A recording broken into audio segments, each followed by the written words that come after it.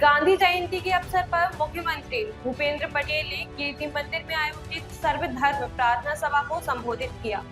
उन्होंने कहा, महात्मा गांधी का जीवन सत्य, अहिंसा और शांति के सिद्धांतों पर आधारित है, जो आज भी प्रासंगिक है।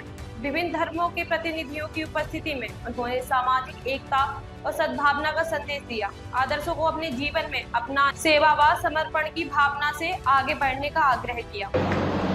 सार्थक करवा विश्व नेता वडाप्रधान श्री नरेंद्रभाई मोदी हमेशा प्रायोरिटी આપી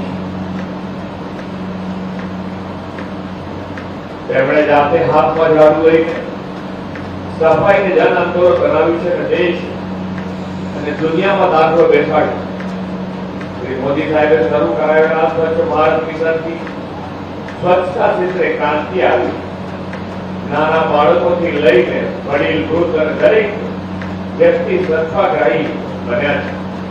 છેવાડાના લોકોને લાભ પહોંચાડીને તેમના આર્થિક સામાજિક જીવનમાં પરિવર્તનનો વિચાર મહાત્મા ગાંધીજીની પ્રેરણા ગયા 11 વર્ષમાં શ્રી મોદી સાહેબના નેતૃત્વમાં ગરીબ, વંચિત અને છેવાડાના માનવી સુધી સુખ સુવિધા પહોંચાડવાની નેમ સાથે રાષ્ટ્રના વિકાસનું